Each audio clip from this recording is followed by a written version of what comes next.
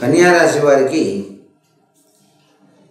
ఈ నెల నయనం ప్రధానం కదండి.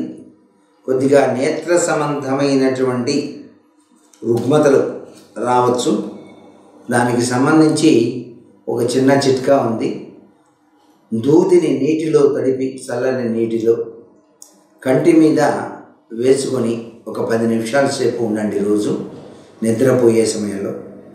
అలా కనుక చేసినట్లయితే కంటి నరాలకు సత్తువ ఏర్పడి నేత్ర సంబంధమైన రుగ్మతల నుంచి బయటపడవచ్చు. దీన్నే పామింగ్ అని కూడా అంటారు. వీలైతే చేతులు రెండు ఇలా ఉంచి చూపుని అటు ఇటు ఇటు అటు ఇటు అటు అటు ఇటు చూస్తూ ఉండండి. ఇది యోగాధ్యయనంలో ముఖ్యమైనటువంటి నిర్ణయంగా చెబుతూ ఉంటారు. అలాగే చేతిని ఇలా తిప్పుతూ కూడా కళ్ళని తిప్పుతూ చూడండి, ఈ బొటన వేలిని. ఈ విధంగా చేసినట్లయితే నేత్ర సంబంధమైన రుగ్మతల నుంచి బయటపడటానికి ఆస్కారం ఎక్కువగా ఉంటుంది. అంతేకాకుండా ఉష్ణ సంబంధమైన అనారోగ్యాలు ఎక్కువ రావడానికి ఆస్కారం ఉంది. అధికారులతో కూడా ఇబ్బందులు పడే సూచనలు ఉన్నాయి కాబట్టి జేబులో గార్లిక్ ఉంచుకోండి.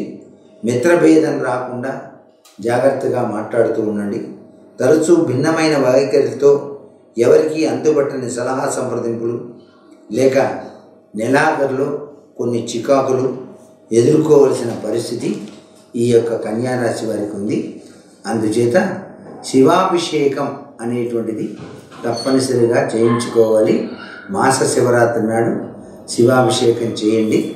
జేబులో మాత్రం తప్పనిసరిగా తేలుకొండికాయ అనేటువంటిది ఉంటుంది. ఆ తేలుకొండికాయని ఒక విధమైనటువంటి ఒక ల్యాకెట్గా తయారు చేసి వేసుకోవచ్చు. ఆ ల్యాకెట్ ఎలా ఉంటుందంటే ఈ విధంగా ఉంటుంది. ఇది తేలుకొండికాయ ల్యాకెట్. ఇది కావలసిన వాళ్ళు నన్ను సంప్రదించండి, ఇస్తాం. ఈ తేలుకొండికాయ వలన ఏంటి లాభాలంటే దుష్ట శక్తులు దగ్గరికి రావు, శత్రువులు కంట్రోల్ అవుతారు, శాతపళ్ళు బాణాపతులు లాంటివి కూడా మన దగ్గరికి రావు, ఎవరిని కూడా చిత్రహింస పాలు చేయడానికి వీలు కాదు. ఇది చాలా విశిష్టవంతమైనటువంటి తేలుకొండికాయను ఇలా చక్కగా అందరికీ వీలు పడే విధంగా తయారు చేసి దీన్ని అందిస్తున్నాం. తేలుకొండికాయ కావలసిన వాళ్ళు ఈ విధంగా అమర్చి ఇస్తున్నటువంటిది కింద ఉన్న నెంబర్కు ఫోన్ చేసి మీరు కనుక చేసినట్లయితే వారి ద్వారా మీరు తీసుకోవడానికి ఆస్కారం ఉంటుంది.